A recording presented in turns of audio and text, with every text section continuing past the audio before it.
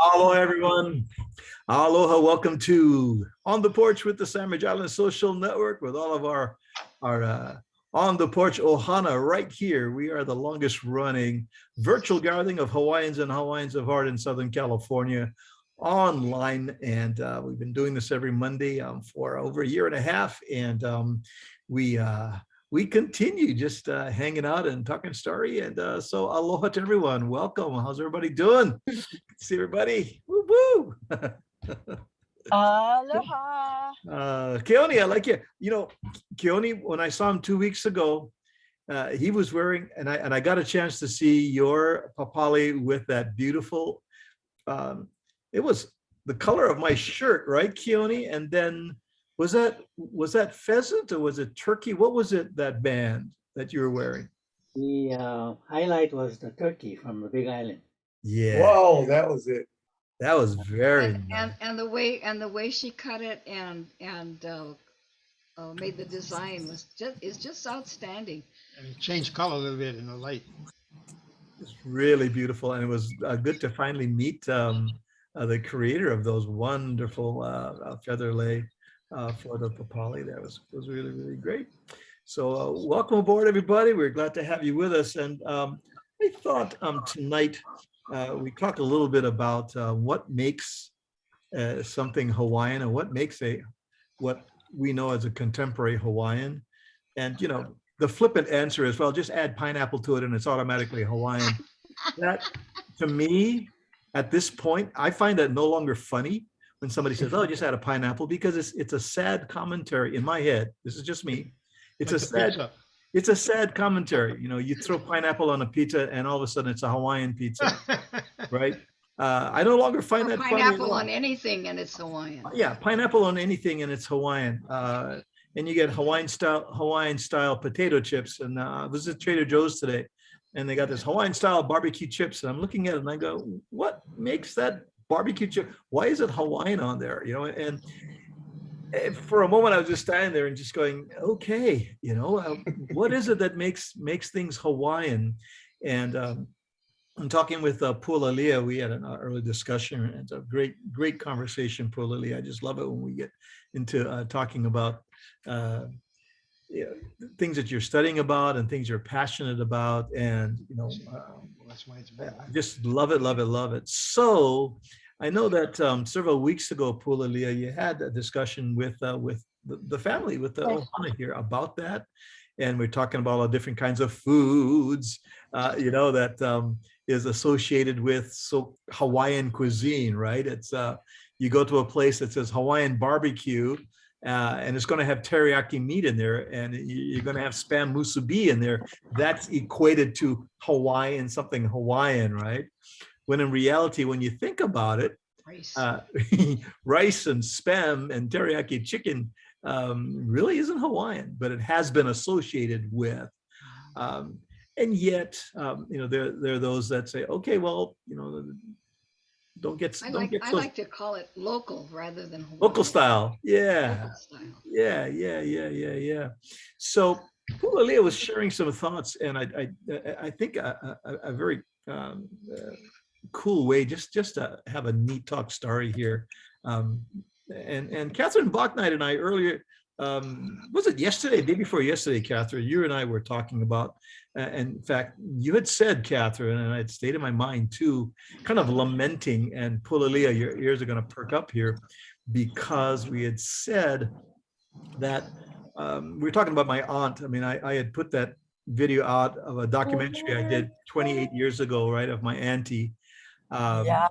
and she was one of the original with Kekuni Blaisdell in the late 70s, early 80s. And this is Ken and myself, our auntie, our kupuna, Catherine Mauna Kea.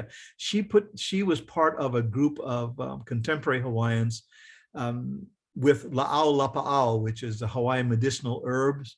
And they had gotten together to bring back a lot of the knowledge and to share the knowledge that was scarce and hard. That knowledge was dying with the kupuna, and they wanted to bring that back. And so it was back in the 70s and 80s that this began to happen, along with the Renaissance and many other things. But the point that Catherine had shared was, there's a fear that the next generation of young people coming out of Hawaii or coming out of this time period, how much of that knowledge is still being retained and carried forward. And I think a great example of a young Hawaiian right here is Pualalia, who is determined to capture the knowledge of Mana'o and to share that as well. So I thought, Catherine, it'd be great for you to share with this conversation here. Pualalia. Yeah, it's so important. It is, yeah. So, I don't know if many of you know, yes, I do carry the name Hanamaikai. However, that was a given name after the Christian missionaries came. My ohana's name is Kekahuna. Kekahuna. And unfortunately, I shouldn't say unfortunately, it was just a decision made by one of my elders who was a kahuna lapa'o, la'o lapa'o under the Kamehameha the first reign, who decided upon Ka'ahumanu embracing Christianity to embrace Christianity as well. And that was when we had our immigration out to Maui, and that forever changed our branch of the Kekona family, because those things like la'o lapa'o were just completely lost to us, because it was not embraced by Christianity as being viable medicine. Until during COVID, I got an invitation by a very, very special man named Keola Chan, who is one of the managing directors of Ahakane. And he is a Lomi practitioner, La'o Lapa'o practitioner, all these things. And we got a group of people together in order to bring that back. It was literally, it wasn't necessarily a class, but it was kind of a class that was supposed to only last 6 weeks, ended up lasting 8 months. And it was one of those life-changing, mind-blowing, just completely just against every rule you ever thought you would have. And it literally changed my entire life, because out of that was born a whole nother set of people embracing, and I've used this word before on the porch, Mauliola, the fontanel of life.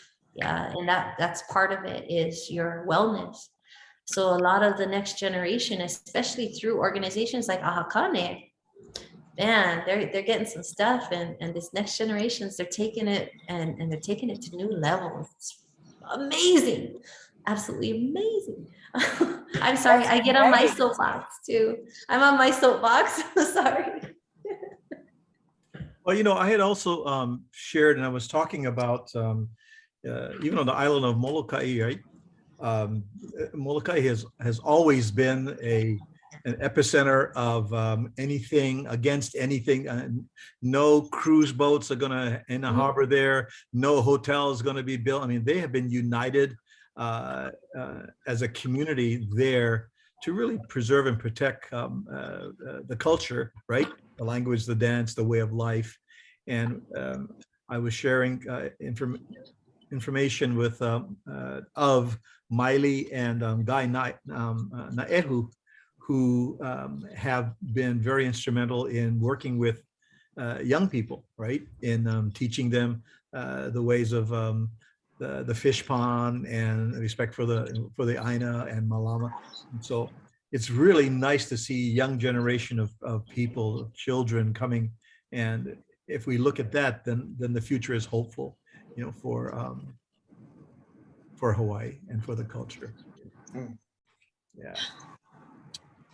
Well, Kamaka, talk about your video, your documentary a little bit. Right. my aunt, Kupuna Catherine Mauna Kea, you know, for Ken and I growing up, we would spend our weekend summers down there, and she was just our, you know, she was our auntie, and all we knew is when we spend the summers down there, if we can get our chores done, the quicker we get our chores done, feed the pigs, you know, gather stuff for feed the chickens and whatever's, that's the sooner we can go down the beach, right? Yeah. And play. And she would say, come, you know, I'm gonna have Olelo lessons. You know, you've always learned the language, you know, be back by 2 o'clock because we're gonna have a class over here. And we go, yeah. Wouldn't come back till dinner time, right? I have a regret that I wasted part of that youth there, which I did not really see the importance of, as I look back, of learning the language, you know. I didn't see that importance of that. But unbeknownst to me, through those years, and later, Ken and I both began to learn the impact she had in that community there. That she was one of the first homesteaders in that the Homestead Act of Prince Jonah Kuhio in Nanakuli back in the mid 1920s. She and her husband moved there and began homesteading, and she became one of the pillars of the community. And she was quite a Renaissance woman in songwriting. She wrote hundreds of songs, did lessons in lahala weaving and teaching olelo and all of that. And in 1993, just real quickly, in 1993, I saw her health was deteriorating, and I realized that there was no real documentation of her life. And so I got a camera crew together, and with Ken's sister and a bunch of my cousins, we created, and I produced and directed a 30-minute documentary about my aunt and all the things that she did. And so that was 93. She passed away in 1994. But highly respected. She was a peer of Mary Covena Pukui. In the video, you see Kekuni Blaisdell, one of the highly respected members of the Hawaiian community. You also see Manu Boyd on there speaking because he was working for the Bishop Museum, and he was also with the group Ho'okena, and his group Ho'okena sang several of my auntie's songs and stuff. And so just and the film, the raw stuff had been lost. It was out of print, and I came across some of the raw stuff only about a couple of months ago and decided that it should be put out digitally and put onto YouTube as a means of recognition and about the work that she did in her life. So it's on YouTube now, and I put it out on Facebook, and you can look at it. And then secondly, there's also a making of. I gave my daughter a video camera, and she was running around just shooting behind the scenes and of the laughter and the silly stuff that was going on. So I decided just to post that unedited. It's raw. It's the making of, and you'll see Ken, you'll see your sister VK on there working with the chants. She was singing the chants with the dancers and some of the stuff that went on in there too. So yeah, part of our family has a little bit of a legacy of helping to perpetuate the culture as well, Pulilia. It's great. It's a great documentary. Thanks, Catherine. Yeah. I'm gonna agree. Actually, I got a little bit emotional and during listening to her talk. For some reason, it just started to pull at the heartstrings, and I don't know what, I can't explain why, but yeah, it was kind of hard to stop the Waimaka a little bit during that time. But oh my gosh, now I'm on a different angle, and we were talking about something specific before we opened up, and we're like, wait, let's keep it for OTP. Well, I think that we were talking really and segue from Kupuna Mauna Kea's life and legacy, that one of the things she wanted to do with her life was to be a part of preserving the culture, the language, the lifestyle of Hawaiians and Hawaiians at heart. Well, and that was the question we were talking about earlier was, when we say, what makes something Hawaiian? Mhm. And I know we had a little bit of a discussion on that one, but it was, I had a different purpose when we talked about it, a couple months ago. But let me, hold on. And I think I shared this. I'm not sure if I shared this. Correct me if I'm wrong, but in my opinion, and I've said this 1,000 times to a lot of people, when the blood quantum thing, that was really imposed upon us by the Mhm. US government during the Hawaiian homesteads, great Mahele, all that stuff. Because when we look at our people across the board, how do we categorize those immigrants that came in to work on the plantations back in 1830? Their families have been around in Hawaii for almost 200 years now. They can't be Hawaiian?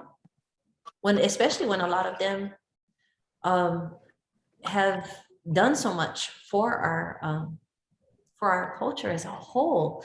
And I'm going to admit it, as a hula practitioner, we talk a lot about the distortion of our culture and what's right and wrong and hula, all these protocols and stuff. Like I was telling Uncle Kumako about, I'm not really that proud of even admitting that the Kodak Hula show ever even existed. But it has become part of our history.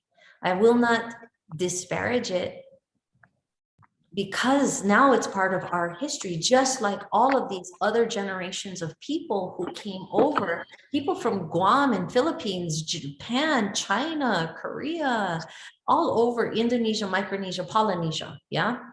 But there was something that was really important to me, and I have a feeling I did share this. And in one of my classes, we were talking about what really is Hawaiian. Well, who gets to define it and who gets to tell the Hawaiian story? And of course, some of the Kanaka in the class always had these great things, and a lot of them went straight to the blood quantum. And I'm like, okay, well, here, I'm going to give you my mana'o, and you can take it or leave it. But the three people on this side of the screen here, Auntie Pat Namaka Bacon, Uncle O'Brien Eselu, Kumuhula O'Brien Eselu, Puakia Noble-Meyer. Auntie Pat Bacon worked for the last 40 years, well, actually 30 to 40 years before she passed away at the Bishop Museum in the archives. She is Mary Kavena Pukui's adopted daughter. She has zero Hawaiian blood running through her veins. Kumuhula O'Brien Eselu. I got to get coached by him. And that was something that was absolutely hula life-changing. Not to mention him and my mom were best buds, so they used to razz me down hard. O'Brien Eselu, 0% Hawaiian. Puakia Noble-Meyer, he right now, today, he is the go-to man when we want to talk about Olelo Hawaii, our language, yeah?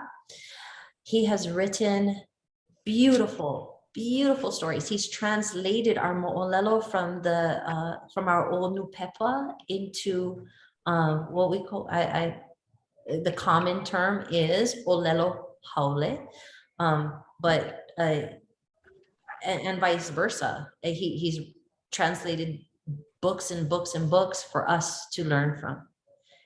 0% Hawaiian, not a single drop of Hawaiian blood. But these are cultural practitioners who were game changers, people that, me as a student of Hawaiian studies currently, I use their research, I use their mana'o. How do we say they're not Hawaiian? I don't. I refuse to, actually.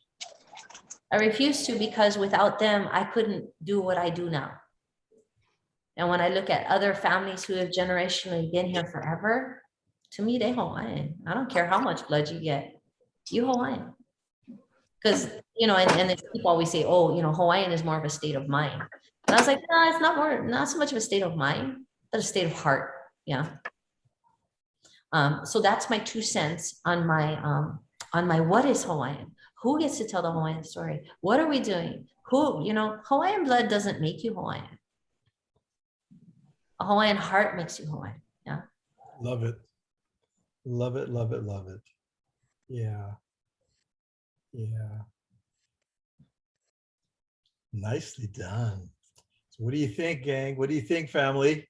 What are your thoughts?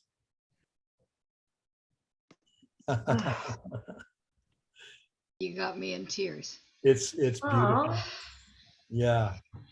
because you look at Porch. He came as a haole. He came with nothing, knowing nothing, and he just is amazing, just an amazing man. O'Brien Ocello, you can't find any more hula. You can't learn any more hula than from that man. And I never knew Auntie Pat, but I read about her and her dealings at the Bishop Museum. Oh, what a brain. I mean, a detail person, down to detail. Yeah. So what I'm hearing is what is a Hawaiian? We're talking heart quantum, not blood quantum, heart quantum. How about that, right? The depth of your love for and appreciation for the culture, the traditions, the language, the music, the way of life, and how much of that fills your heart. I actually have another example. When I moved here, oh my God, I'm going on 5 years now. I had a friend who was, of course, a Kanaka, a friend here at work who introduced me to the most beautiful blonde hair, blue-eyed tita I could ever meet in my life.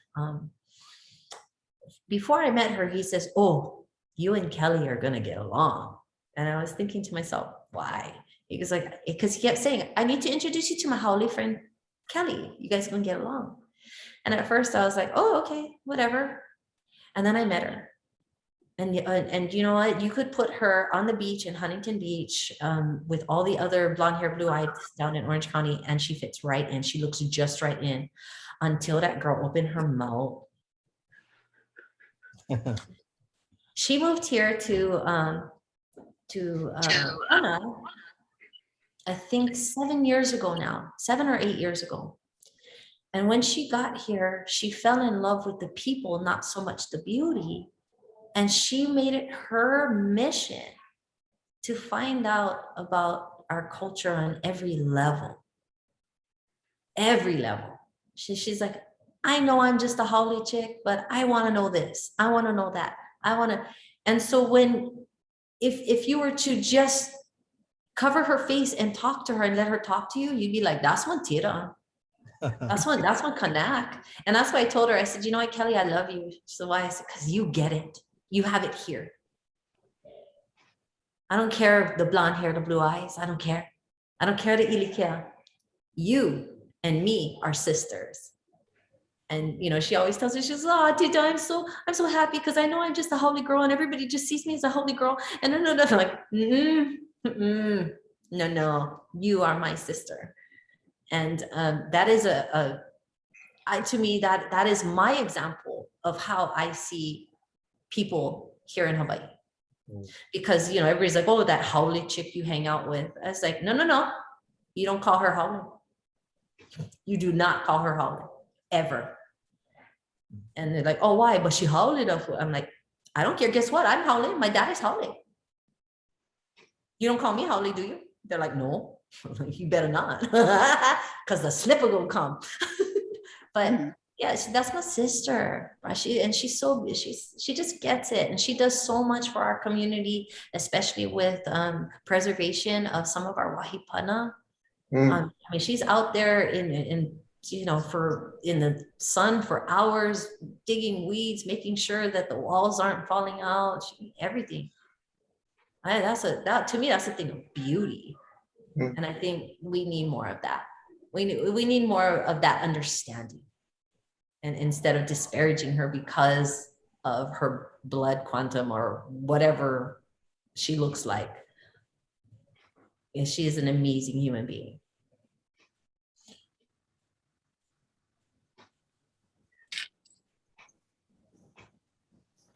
I want to bring up a perspective from the tourist point of view. I'm the one that made the joke about the pineapple, and I did that kind of in sarcasm because for everywhere I worked, every department I went into, I would have to announce, because they always would ask you, you know, when you go in a new department at the same company, but new department, they would ask you, when's your birthday? Because we always celebrate everyone's birthdays. And the first thing I'd have to say is, no, I do not like pineapple upside down cake. I don't even like pineapple. And as far as I know, that's not even native to Hawaiian. Just because I like Hawaii doesn't mean that I like pineapple. And I would get so sick of that. So that's why I was so sarcastic about it, because it's true. Everywhere you go, if it has a slab of pineapple and teriyaki, it's Hawaiian. And but I gotta say, you know, and Kamaka knows this, first time I went to Hawaii, I didn't want to go. I hated anything that had to do with Hawaii, even though I knew nothing about it. And I fell in love with it the minute I got there. And it was through people like Lapaka and knowing Henry and being pure Hawaiian and getting there during the Hawaiian Renaissance when that music was just so coming alive. And I'm such a music buff, it was driving me nuts that I wanted to sing these songs and I didn't know what they were saying. So I really delve into learning how to sing those songs. And so it got me more interested in learning more and more about the culture. But, you know, as I went over there the first couple times as a tourist, you know, I'm like, guy, everyone's name is Kimo. That's a really popular name. What does that mean, Jim? I said, well, why is everyone named Kimo? Well, because they tell us at our job we have to use a Hawaiian name. And so I was rather disillusioned and disappointed at that. It's like, why do you have to be phony to us? You know, this is wrong. And then I would go to some of these tourist traps over there. And, you know, as I got to know the music and the people more, I started getting more and more interested. Then I started taking language lessons, and we kept talking about Pilahi Paki, and I tried to research her, could find nothing on her. And I'm like, okay, if this woman is so fantastic and all the things you say she is, why is there no information on her? So so then I don't know who told me to contact Aloha Joe. So I contacted him. And he said, you need to talk to Mokeale. Well, I had been trying to see Mokeale for years, and he was never there when I was. So I finally get over there, and he's scheduled to do a show at the Sheraton, and I get over there, rained out.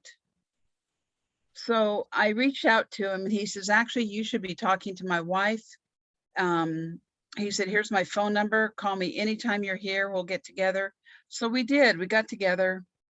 And his wife and I sat there, I think, for hours talking about the Hawaiian culture. And she taught me so much, and I was so fascinated with it. And Mo sat there just staring at me. And I said, why are you looking at me like that? And he said, you know, I travel all over the world. People pay me money all over the world to teach them what aloha is, what aloha means. And he said, you get it. You know what the aloha spirit is. You have it.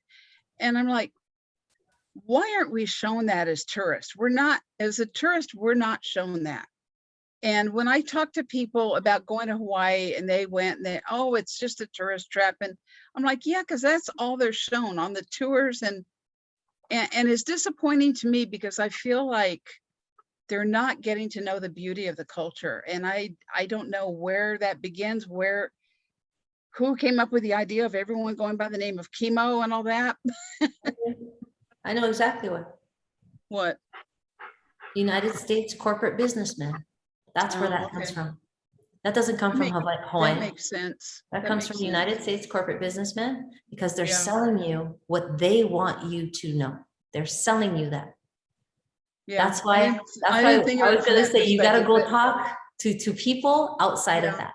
And that was good that you went to go see Uncle Mo because yeah, there's not anything written down about Auntie Pilahi. No, there because of isn't. And that. you know, I met him and 3 weeks later he died. It just made me so sad. And he came over to Whittier College and I almost didn't go to the show. And then I like the last minute, I said, yeah, I'm gonna go. And I went and it was like days later he died. So I'm so grateful for that time. But yeah, it's, you know, from my end, it was really hard finding, you know, thank God we have the internet now. But you know, I'm grateful for people like Lapaka and for Henry and you know, Henry being pure-blooded Hawaiian and getting to know his family and everything. It's been really interesting getting in and learning the culture now. And, you know, now I've been following it for, you know, 40 some odd years, but I have to teach it to a lot of people because they don't see that. And I just think they're missing out on the worst part of the trip is, you know, I had a friend go with me over there and she never once touched the sand. She spent half her morning putting on her makeup and then sitting out at the pool, and that's all she did. I think Catherine and I had a discussion. In fact, when Catherine was a guest on the Aloha Friday session, I think one of the things I think you were in Peru and you looked around and you said, where are all the natives in Peru? Where are they? And I think you said the same thing when you got to Hawaii, right? Yeah, where are the Hawaiians? And I laid on the beach for like 15, 20 minutes on my vacation, so I could not do serious assignments and looked around like, where are the Hawaiians? And there weren't any. And then when I guess they were selling like, you know, chairs and stuff, and I said, hey, we're the Hawaiians. And they were like, I don't know. And that They're all in upset me, right? California. Yeah. In Las Vegas and Oh, We're in Washington, Las I was Vegas. gonna just say Vegas. and Washington too. And Alaska. My gosh, there's Oh, so yeah, many in Alaska. Yeah, working in pipelines, logging, longshoremen. All those professions are really heavy Polynesian. And I think, Catherine, that led you to the neighbor islands, Maui and Big Island, and where you connected with some folks that were definitely purveyors of, protectors of, preserving the culture, the language, and you began, and that's was one of the bases for your documentary, Hawaii Voice of Sovereignty. Right. And one, you know, of course, we talking with Huinani K. Trask, one of my first interviews for the documentary, and she told me all those stories, but also that photograph that you saw at the exhibit, Girl on Truck, that was one of my first outings to shoot, just not knowing what was going on, because somebody told me there were things called Hawaiian homelands nearby in Maui. And so I drove over there and there was that girl and she was like 10, and her father and her sister, and they were swimming in like a channel from the ocean that had paper bags and trash floating around in it. And I said, well, why are you guys here? Why aren't you on the beaches over on the other side of Maui? And they said, the father said, well, because most of them are blocked off because of hotels. So we just stay over here. And so that was like a very reminiscent of Peru with the Incas in the mountains near Machu Picchu. I said, oh, well, they said down below that there were no Incas anymore. And they said, oh, good. because they didn't want Leave to us be alone like, now. Yeah. you know, because what happened to them, all their gold and uh, people, most of their people were slaughtered by Spaniards. Mhm. So history has it.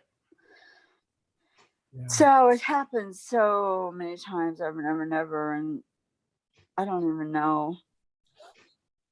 I don't even know what to say at this point. Well, I Just- think Pulali and I were talking earlier, they were definitely things that happened. For instance, to your point, Nancy, if you really were to research on pineapple, coming to Hawaii and the history of pineapple with Dole and with Libby, and you'll see this massive land grab, and you'll see this Sanford B. Dole, part of the businessmen that helped overthrow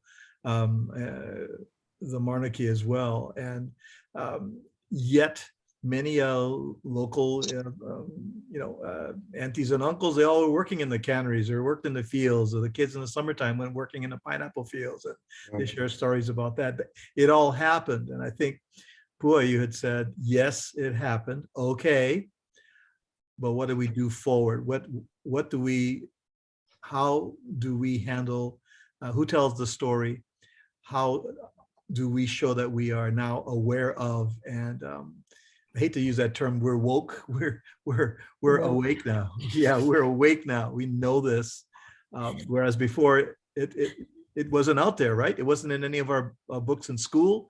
When Ken and I were both in high school together, history books just glossed over the history of Hawaii, and it was a la-di-da pretty, and just moved on, And so where do we go from here? That's how do the stories get told, Yeah. I always correct people on the pineapple thing. I always say, well, it's not from Hawaii. It's actually native to Central America. Blah, blah. I keep going. But so I'm having coffee with one of my professors / BFFs. Even though she's my professor, she's still my BFF. But having coffee, and when we're talking with these other people, we kind of get together every once in a while. And I had mentioned that as well, pineapple is not necessarily Hawaiian. It was brought here, and it grows well here, and all of that. And then she threw my words back at me. She's like, so pineapple first came, and now this is a debated fact, but the Spanish were coming through Hawaii long before Captain James Cook ever did, because we showed up on their Spanish maps. She goes, and they were the ones that brought the pineapple through. So it is estimated, if we go back in the research, when Spain was colonizing all of Mexico and South America, that they were bringing it. She goes, and now we're talking about the 1700s. We're not talking about 1800s. She goes, so pineapple's been around that long. If you can look at a Japanese person who's been here since the 1820s and call them Hawaiian, couldn't you do the same for pineapple? I was like, shut up. Shut up. I can see where that was leading. That's funny. Yeah. Yeah. Threw my words right back at me. But it's what's in the heart, right? So what's in the heart of that pineapple? A whole lot of sugar. Frankly, I can't stand pineapple. And getting back to something that Nancy said, coming over, just being exposed to just the tourist part of the culture. I see now, I've seen ads where they're looking for, or encouraging people to visit the islands, but visit the culture of the islands, going to the lo'eas and working in the patches and doing that. So I think that's pretty inviting. Yeah, there's a Kauai Facebook group I belong to, And especially during this pandemic, they've just been so awesome. And they, you know, people couldn't go over there. So they were like, I was documenting, I've been trying to make a photo album of the whole pandemic thing. So I was asking people over there, would you take pictures of what it looks like now without the tourist? And they would do that. And so then they started, some of the photographers there started showing their photography and doing things for people that couldn't get over there. And so then they said, well, you know, we're going to allow Tuesdays. If you have a business, a local business here in Kauai, because of what's going on, you can advertise it. So it gave us a way to buy from them and support their island, even though we couldn't be there. But as we started talking more and more, I started noticing more of the, you know, respect our land, respect our culture, take the time to get to know our culture. And they weren't like bitter or angry about it. They were just teaching us through kindness on this Facebook group what their, you know, some of the things were in their culture. And, you know, people would say, well, you know, I can't get around without a car and blah, blah, blah. And they were like, yeah, but you can do this and you can do that. And through that, you'll learn our land, you'll learn our culture, get to know the people. And it's really been nice seeing, you're kind of seeing a transition of people who only had that tourist mindset because that's all they've known. And they're just being taught, you know, the cultural part of it, whether it's the language or, you know, what to respect about the land and everything. And you're seeing a big change in the mindset of a lot of people that otherwise wouldn't have had that. And I love that they're teaching that to them. Good point, Nancy, because for a long time, and it's still, the ship is kind of turning. The tourist industry have been selling Hawaii as a theme park. Go have fun. Go do this and go do that, and you know, have fun. It was not go and learn about the people, the culture. Yeah, exactly. You can go to one of those luau shows and see those wiki wacky hula girls, whatever. Okay, but then we got the booze cruise, and then we got the, you know, yeah. And so, but you know, it's interesting because that's exactly why I spent all my 20 whatever years criticizing Hawaii, because that's all I knew of it is wiki wacky hula girls. And it's like, who cares, you know? My poor mother had an old original grass skirt, and I asked her not long before she died, what'd you ever do with that? She said, oh, I threw it out. And I go, why? She goes, because my daughter hated Hawaii, so I didn't have anyone to leave it to. I'm like, but you know, that's the whole thing is I had, as soon as I got over there, well, Lapaka will tell you, you know, when I got to Kauai the first time, we had a condo, we had no car, no radio, no TV. We were there 3 days and it was an absolute downpour. You couldn't even go outside. It poured so much.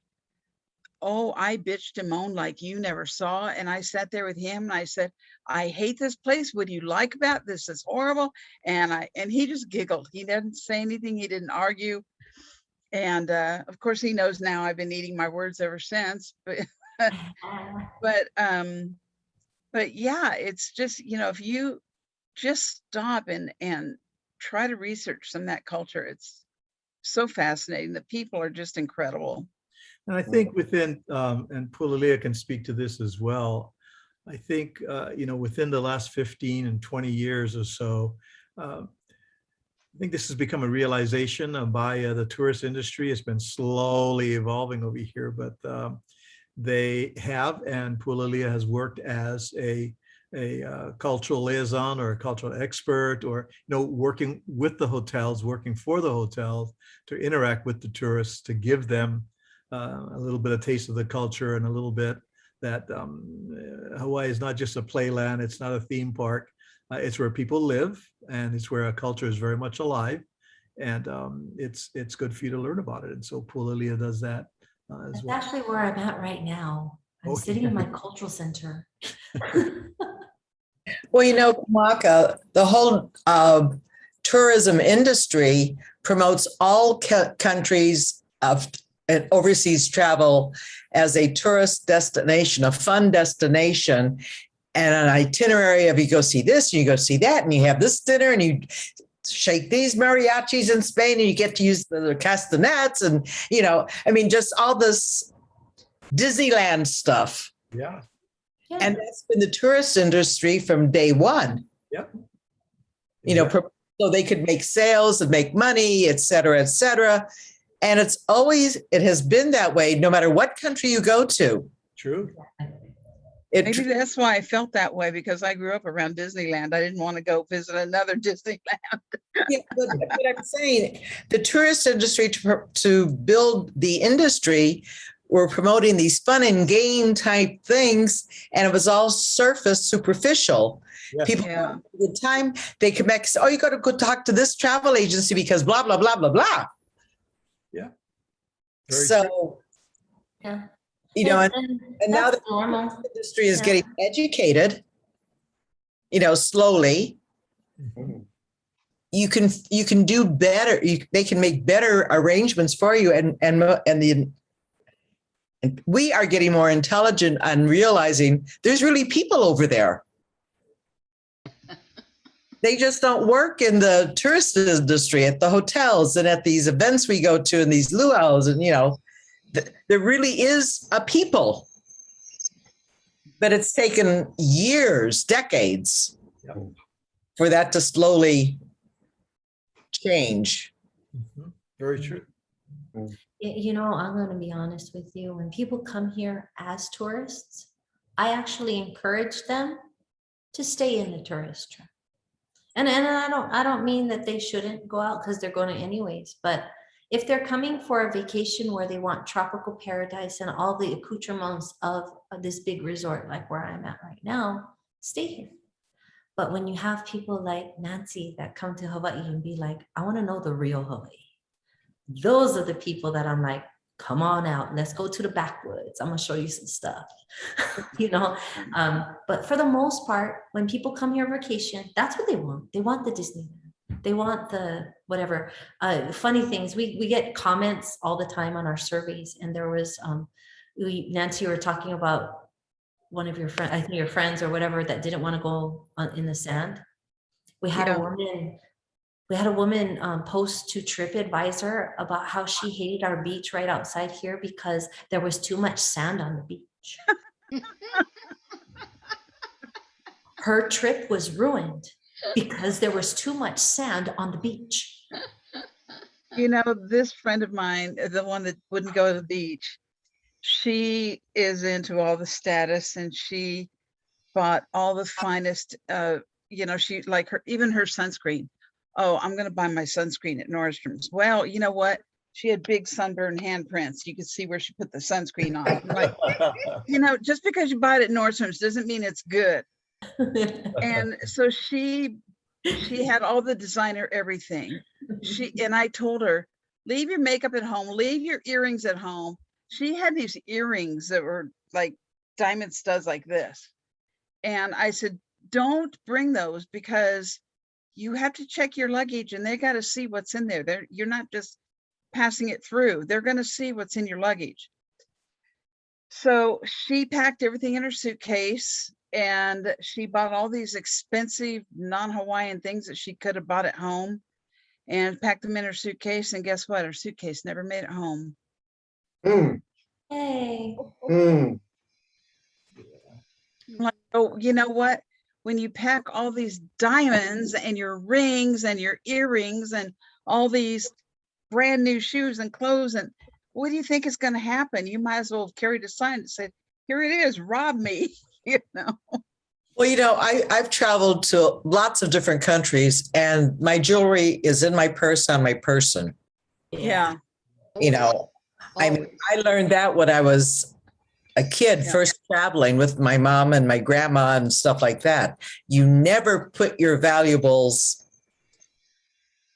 in the suitcase. Right. The only thing that goes in my suitcase is replaceable things. Exactly. And in Well, those days, we carried travel cases. Remember the carry-on little travel right, with your right. makeup and all that stuff. Oh, yeah. Night case. I carry my makeup and eyeliner. I don't know about you guys, but you know that little Samsonite one. Listen, somebody who did make it home, and we didn't get the chance to welcome them, are the Toshiro Ohana, Stan and Rosina. Hey guys. Hi, guys. we were in the middle of this, and you folks came right on in. So good to see you guys. And so jump in anytime here. I'm loving the discussion. It's great. And we're talking about what makes things Hawaiian and the things about the Hawaiianness and the perceptions.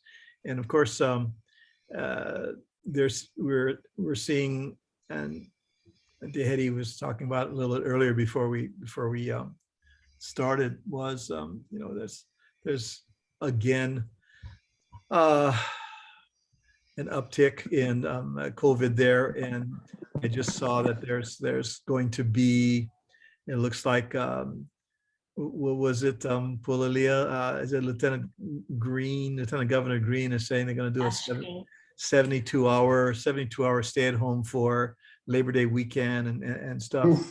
But having said that, and that's all in the news and stuff, we don't need to go there, but I'm just sharing that there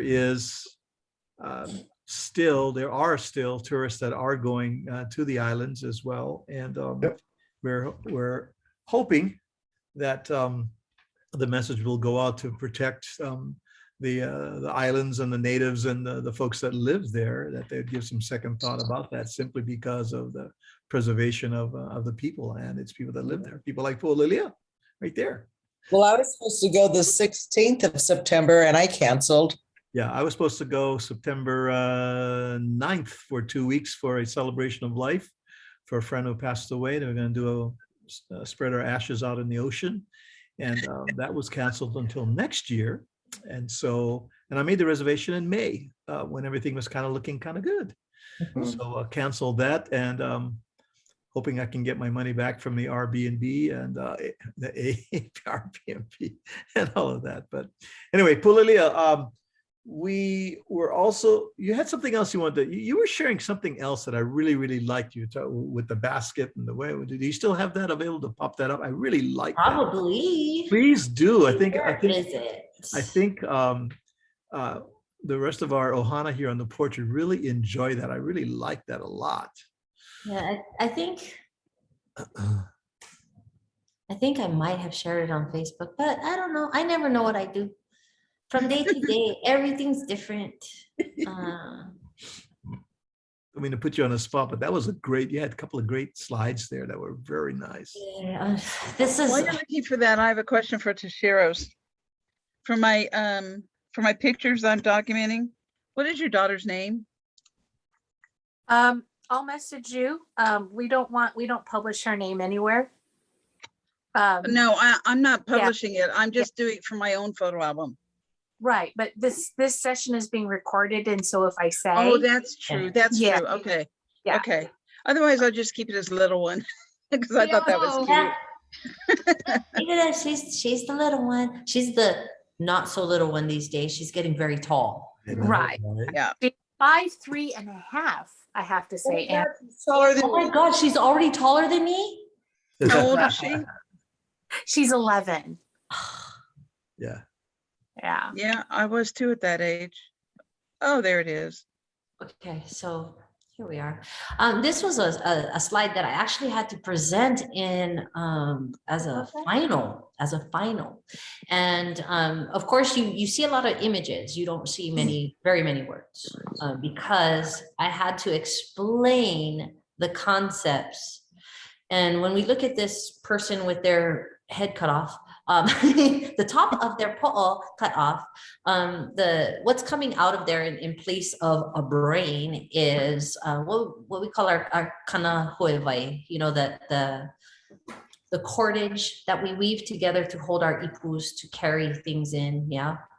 And when we started, the very beginning circle from the bottom, even with our upena, our net, we also call this the piko. And piko means center or the source of everything, yeah? So your huevai, in the middle, in the piko is an image of Halua. And Halua, it was the first Hawaiian. And the reason why we are here in Hawaii, being grown out of the ground as a kalo. And all of my images here represent a Hawaiian value as far as philosophy goes. You know, we have kuleana and pilina and our kupuna and actually our akua.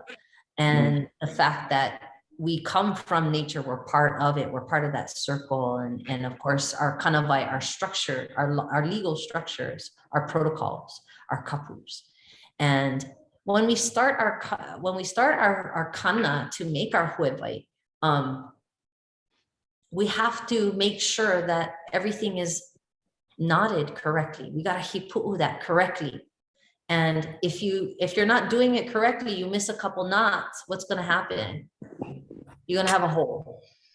When you have the hole, what happens? Puka true.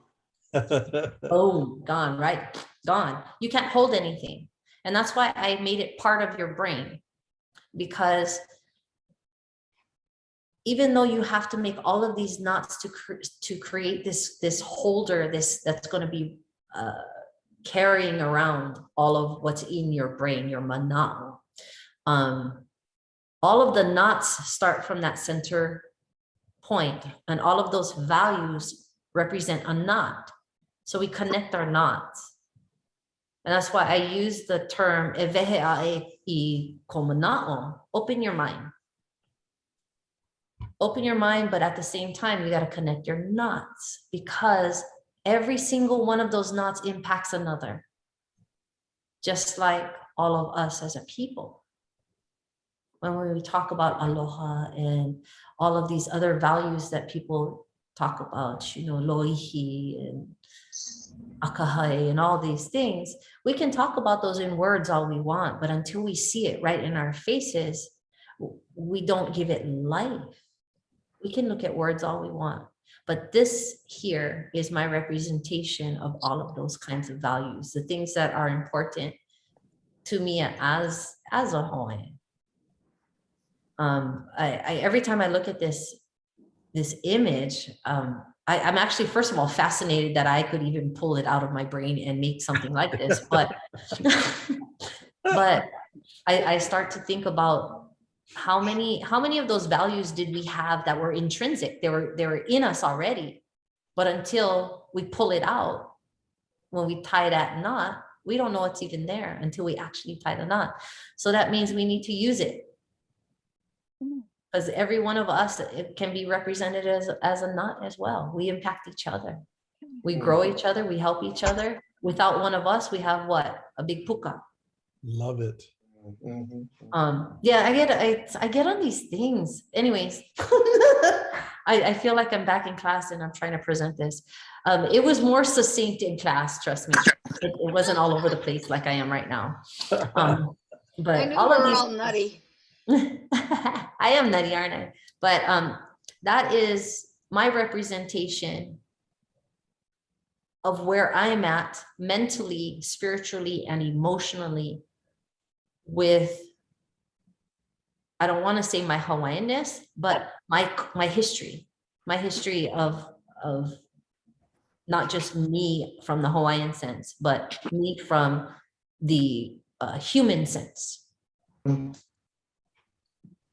And yeah, Uncle's like, yeah, share it. I'm like, oh, dang it. I didn't want to share it. But some of those things that we don't think about, right? Until they're right in front of your face. You know what? You posed the question earlier when we started, who gets to tell the story? Yeah. Who gets to tell the story? And I want you to look around our virtual room here. We all do get to tell the story, and from whatever perception, whatever perspective that we are, you know, Auntie Hetty, when she is spending her time and her energy and sharing her mana'o with her ladies. She's helping tell the story, you know? And Ken, you share your time, and whether it's yoga, whether it's your Tai Chi, whether you're massaging someone, you're having conversations, and you're sharing your mana'o, you're sharing your aloha, you're sharing your wisdom, you're representing who you are as a Hawaiian. That's, you're telling that story, right? And so all of us, when you think about it, we all get to tell the story from wherever we're perched, right? When we connect up, and I was thinking connect the dots, but no, we connect the knots, right? As part of this network of Hawaiians who have the heart quantum, the Hawaiians and Hawaiians at heart. That's what makes it the link strong, and that's what links all of us together. And that's what that's what I see here, and that's so beautiful. Every single one of you, you know, on it. Keone, so cool with his ukulele and sharing his mana'o with, you know, and I'm still picturing. I'm seeing Keone playing for the first time live, and he's got the ladies there, his two others, and the little one comes up and she's standing there, you know, and I'm looking at this and I'm going, look at that. John is just sharing his mana'o and sharing of his time and sharing his talents and sharing his skill and just sharing that love. You can tell, all right? And I can feel the nuts, you know, I can feel the connection between those that are there and the ladies that came down and danced the hula and all of that. And that's what I take away in my heart that makes my heart strong too. Good. By the way, poor Lilia, in reference to your image or the graphic of the brain being interconnecting knots, that each representing a principle of the culture. Interesting enough, in Buddhism, there is a metaphor called Indra's net, where instead of knots, you have pearls. And each one of us is the pearl at the intersection of all the knots in the net. So it gives us A, the individual, and B, the individual as a whole. It becomes a hologram. So each one of us is unique, and yet we are also sharing of every other pearl in the net. And of course, the net is metaphorically the universe, you know, with all sentient beings being represented by the pearls. Also, for Nancy, I have to tell you, Nancy, that the sweetest, most transcendent pineapple I ever ate was on dinner break when I was picking pineapples on Lanai. A couple of us wandered off from the truck, you know, with all the floodlights, and dinner time, right, we're carrying our metal tin of food, not like almost like a bento box, right? And we had knives, so there was, oh man, look at this one. Picked it, chopped it, and it was transcendent. I thought for the first time in my life, of course I was what, 17 or whatever, I absolutely felt what eating a pineapple was all about. It was the most, I've never tasted a pineapple like that since. That one time, that one dinner break where I just happened to pick one and eat it. It was mind-blowing, shattering almost. Also, you know, all of you represent, obviously, a facet, a pearl, a knot of Hawaii. But I remember watching a PBS program on continent, kumuhulas on the continent, specifically California. I knew one of them. But anyway, there was something that Kumu Ho'omalu, Mark Ho'omalu said in San Francisco. He said, well, you know, what is it about, you know, being Hawaiian? What is Hawaii? And he turned to the camera, you know, in his apartment, I'm guessing. And he said, wherever I put my 2 feet, that's where Hawaii is. And I just went, well, there it is. Yes. There it is exactly. And so I've never forgotten that. And yet Kamaka is also right in the sense that no matter where we have traveled from our birthplace, a lot, you've all traveled all over the place. That's always remained true for me. Okay, yes, I'm dark skinned. I used to have black hair, and obviously people would ask, "Well, boy, your English is really funny," And I was thinking, no, yours is funny. Yours is funny. Yeah, but then they would start asking questions, and there was the chance to really tell them about growing up in Hawaii in the 50s and 60s.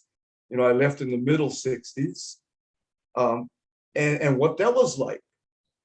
And I just got through reading a book that Kamak had recommended weeks ago called Freckled by this writer, this journalist of having grown up in the North Shore of Oahu and Kauai in the 70s. So it was after I was already gone, and I got the rear view picture of Hawaii from that book. Because all of a sudden she was talking about me. She was talking about me when she was bullied at school, and when she was called, oh, you holly crap and all that.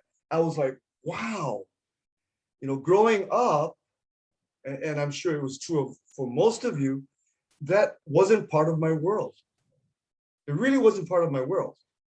Yeah, we'd go to Waikiki and we see tourists, but we never interacted. Never. The one time I got to be a tourist in my own country was in the early 2000s when I went back to Honolulu in August for our Duane's John reunion, celebrating. We used to celebrate my grandma. She died, and it morphed into a reunion. My then wife was a magazine editor, and so she got comped a suite at the hotel by the Duke statue, Moana, the Moana surf rider, right? The closest I've been to the Moana surf rider was either walking on Kalakaua or walking on the beach.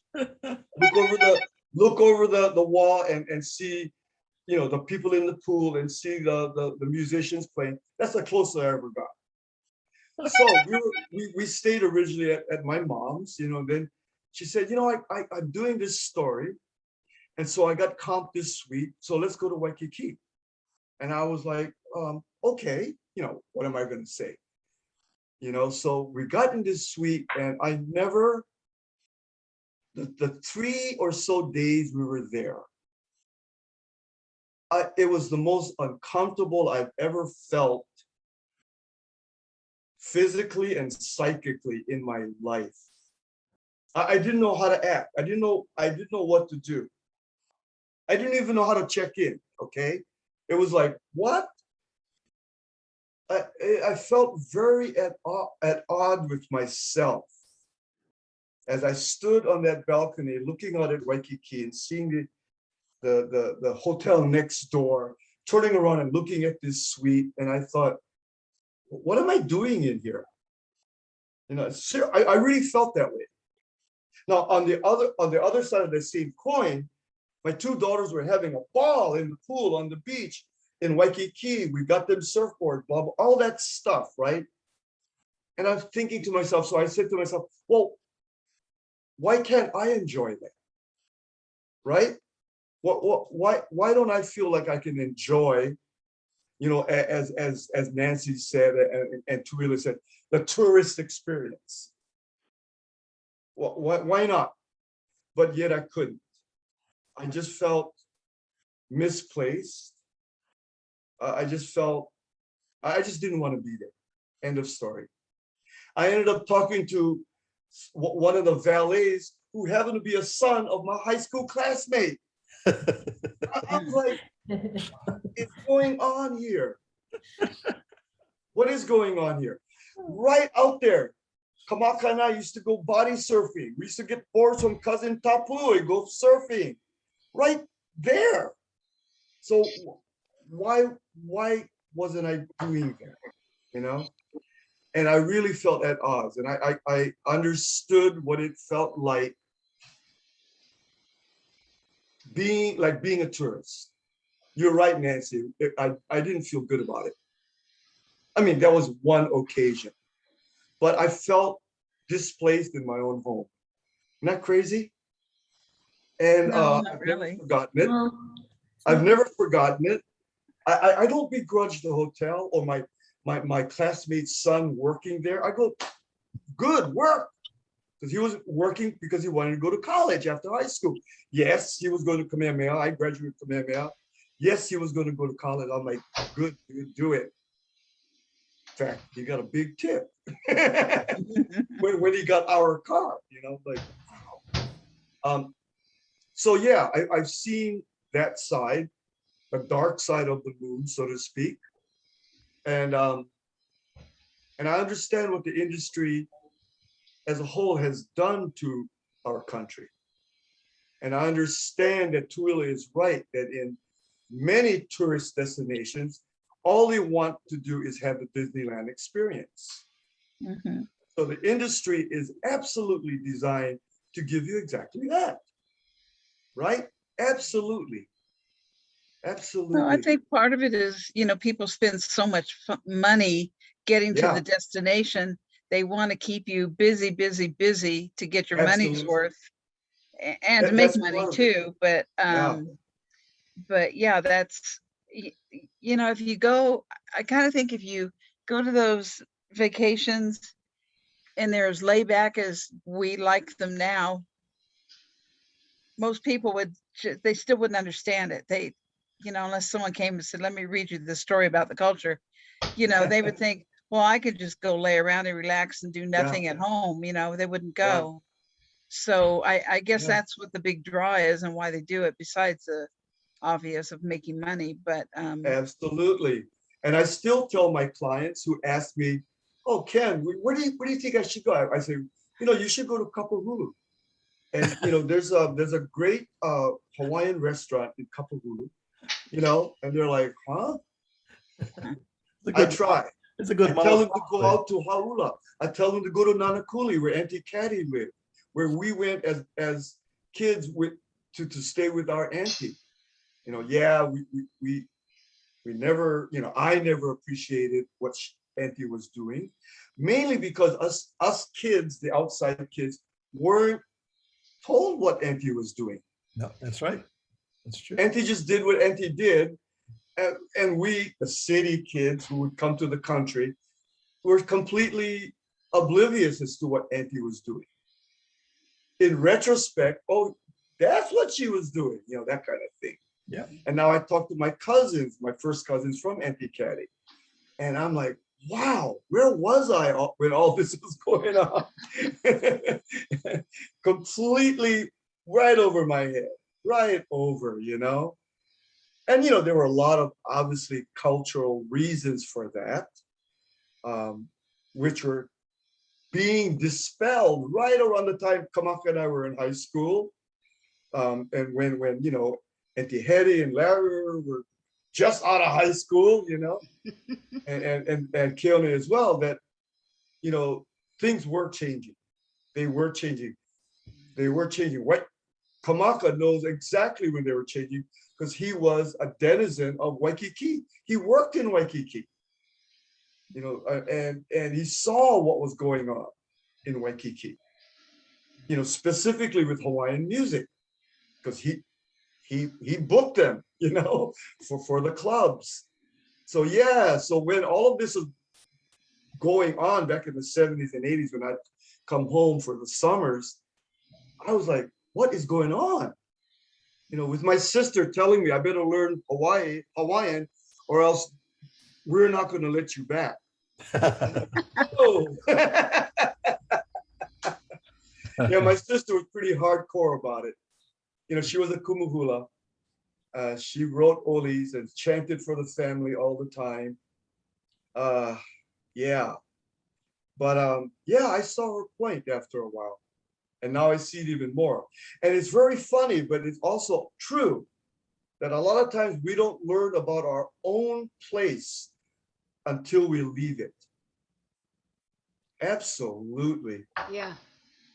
Absolutely. And Ken, we have a little different perspective. We stay in Waikiki. Number one, for Uncle could get all real good deals working for the airlines and stuff. Absolutely do it. But the people who work there love it, because as soon as they know that we were born in locals, oh man, we talk story for hours, hours. I mean, you know, and pretty soon I told this one bartender, I said, pretty soon we're going to be related. Yeah. Talk long enough, you are, yeah. One of the reasons we like to stay there, number one, we get the good deals, too, but we take off, you know, going to see family and all that stuff. I never like to put my family out, and my brother can't understand that, but I can, and so I always make time to stay at least 2 nights with my brother, so that he'll know that, you know, we're not playing high maka maka. I said, I just want to go over there and let somebody change the sheets for me. But we have more fun, both, you know, and you know, Uncle, he talks to everybody and he talks story to everybody, and pretty soon, you know, going down the elevator, the guy looked at our luggage tags. Anduha, I went to school with Anduha. Oh yeah, where you went? Oh yeah, that's my cousins. You know, but it's interesting to watch the tourists, and you can tell the ones that are there like looking for Disneyland, and you can tell the ones who really want to get into the culture. Yeah. At least I can. Yeah. Well, it seems the Disneyland crowd, they've got an itinerary before they leave this mainland to go over there. Okay, we'll get there. We'll have, Right. you know, now Everything is set. you have to beat this bus to go do this, Right, and you know, right. yeah, and it's like, hello, how can you even see anything? You're so busy on a bus. Mm-hmm. But But by the way, Pualilia, Kamaka's and I, great-grandparents came from Spain. So we have Espanol also in the veins. Which means we also have pineapple in our veins somewhere. Yes, we do. Yes, we do. And don't forget, SpongeBob lives in a pineapple. That's true too. He does. You know, though, so Uncle- Uncle Ken, I just had we're going to have to really delve into this one on another OTP. I don't know when, but your experience in Waikiki, I've had those experiences as well, because, you know, my mother worked for the airlines. We used to get comped rooms everywhere. And our first time in Waikiki was the same way. We're like, oh man, this place so nails. Why are we over here? You know, we want to go run down, you know, we want to go be Palolo. Come on, let's go down Eva. We want to be with our family. You know, we didn't want to be there. And actually, another lecture that I actually put out, not just here at the Hilton, but in school for a lot of our Hawaiian studies students is Hawaii and Hawaiians and their sense of place. People wonder what that means when they're like, oh, you better know your place. I'm like, no, not that kind of place. It's not like that. It's not a hierarchy. You have place. And we are very in tuned to our sense of place. And I think that is born out of the Aina here, regardless. Nice. But that, again, a whole nother OTP, that could be for hours. But the sense of place is a very important thing. And I think that's probably what you were feeling, because I felt it. The first time we went to stay Waikiki as a kid, I was like, this place is nails. I don't ever want to come back here again. Thank you. Stanford, you had some thoughts. Oh no, I was gonna say, with Uncle Ken saying, how he recommended go see Kapahulu. He was being nice, because I would have recommended going to Kalihi at night. Especially Aloha Park. Stanford.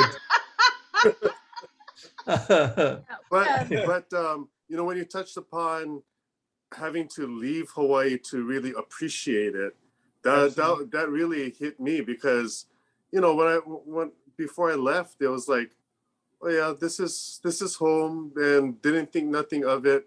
Didn't even think about Hawaiian culture, right? Even though I was surrounded by it, and even though I had, family, friends, and aunties and stuff that were in the culture, I took it for granted. And then it didn't hit me until after I graduated from college here in the mainland that I'm like, I want to know more about my home, and I started, I don't know what it was, but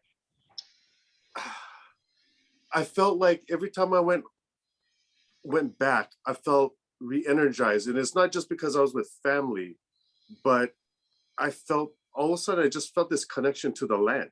Yes, it's connection to the Aina, exactly. Yeah, and then I didn't know what it was until I became a musician for a halau with Uncle Kuneva, and I somehow we're talking story and all that, and then I asked, I told him about having that feeling energized and all that, and he goes, because you have connection to the Aina. And it didn't hit me until he explained things to me, and he said, you have, that's where you are, that's where you're from. Even though I wasn't born in Hawaii, I grew up there, and so even now, I there are times where, even though I have to face the difficulty of my dad and all that, when I go back, yeah, I get all stressed out, but at the same time, I feel rooted. Yeah. I know that, and then also, like what Kumu, what's his name? The one in Oakland. Omalu. Omalu, yeah. Where, Hawaii is where you plant your feet. I know that, here, because for a while, I was like thinking, man, am I ever going to be going back to Hawaii to live and all that? And I used to be conflicted with it, but now it's like, no matter where I go, I got part of Hawaii with me, right? So I no longer have that conflict. But at the same time, I feel rooted when I go back. I don't know if that makes any sense. Absolutely makes sense. I think having the little one as part of a halau, and us and with Stan teaching at the halau helps a lot to help keep having that sense of having Hawaii with you. I'm younger than most of you on the panel, but my time with the Hawaiian culture is even shorter than that. So only probably since I had a little bit of it in high school with some mutual friends, Pua with Longi and her family, Longi Mini. Yeah, and I had an introduction to the Polynesian culture there. But then it wasn't until after Stan and I got together that I was better introduced to the Hawaiian culture through hula and the halau life. Because it's not just dance class. Halau takes over your life, right? That's funny that you mentioned Langi Mini. I knew her in elementary school. We were friends from elementary. Yeah, I met her when my family moved to California when I was in the 8th grade. So we've known each other, yeah, from middle school on. Yeah. But I sang at her wedding. Oh my gosh, no way. Yeah. No, because I had when my family moved us into the South Bay area, funny thing, her and her older sister, Isabella, they really because nobody knew me, I knew nobody, and they made sure I did not get bullied. Yeah, we always said never mess with the minis. You never mess with them. There's so many. Stanford, I was just thinking that was so true. After I had moved away, I had gone back one time, and my brother was living in Kaneohe, and I was going to use his car while he was working, and he was working downtown Honolulu. So we were driving over H3 to get into the city, and he's driving, and it's raining, and the waterfalls on the ko'olaus are all sprouting out, so beautiful. And I roll the window down, and I got my camera phone, and I'm snapping pictures, and my brother's going, "What are you doing? What are you doing?" I said, "Look at that. That is so beautiful. Look at those waterfalls. They're so awesome." He's going, "Brah, you're turning into a tourist, man. What's the," and I looked at him. I said, I guess we have a disconnect here, because let me tell you, I miss that, and I never really appreciated it. He stopped, and he goes, kind of looked at me, and I guess we had kind of this silent connection here. Just like you said, I'd never really appreciated that until I had moved away. The smells of the ginger up in Tantalus, and as you drive up there and take the time to enjoy the things that you took for granted because it was always around you. Can I ask a question? If anybody, because right now it's sunset over here, and do you know what the miners do at sunset? Especially in the trees over here in the resorts, they start cackling like nuts, and it is getting loud. So that's why I'm muting myself, because it gets really loud over here. Let's hear it. Let's hear it. Let's hear them. I'm going to be honest with you. If I ever move away, I will never miss the cackling of these freaking minor birds. Oh, good God! It's ear splitting. Oh my God! It's better than crows. Frogs too. Better than crows. Where I'm at, we don't have cookie frogs because we take care of them. Hilo has a cookie. Oh, Hilo side has choke. Kohala does too, but not up where I live. And then in Kona side, the Kohala coast here on the Kona side is too dry for them, so they all die. It's just kind of cool. We have come to roosters that didn't know the time of day, and then we're in Hilo, and it was the koki frogs. Yes, cookies everywhere. Well, my dears, we've come to the end of our time together here, man. This has been great. Yes, it's gone by so quickly. I already have we usually do a 90-minute, hour and a half, and we're there. Boy, that went by really, really quickly. But a great conversation, all of you sharing. And Pulalia, thank you for sharing your mana'o and bringing those the visuals. And we want more. We love it. Whatever you're doing. I got hours of this stuff. Well, hours and hours and hours. You have got a hungry audience for sharing your mana'o. I'm sure I speak for us here. I have one last one. This is the ending one, and this is for everybody, just because we've already been talking about it. I have a lot of cousins that live in Utah and Idaho and Colorado and all that, and most of them have only been to Hawaii like one time, but they have full-on kanak, full-on hanamaikai, kekahunas, all of that, yeah. And so my cousin was talking about this. She's like, I never really truly felt whole until I went home, when I finally put my feet on my homeland, and and all this stuff. So she's doing this whole thing, and I said, you know what, that's so amazing, because my mom used to tell me, because we traveled a lot around and we lived all over the place because my husband was in the military and all this stuff, but she always said, no matter where you go, doesn't matter You take Hawaii with you because that's the one thing about you that no one will ever be able to take away from you. It lives inside of you. It courses through your veins. You live it and you be it every single day. And it doesn't matter what aina is under your feet. And I say that to all of you because I'm over here, you guys are over there. I actually miss over there more than I miss over here. So, I just miss the socializing. so like this one hula dancer told me, he said, you know what, Kamaka, I just bloom wherever I'm planted. I went, oh, okay. Which simply means wherever I am, I just bloom. I said, okay, well, let's just all bloom. That's a good way to put it. Share the aloha and just bloom. Okay, picture time. Here we go. Here we go. Let's see.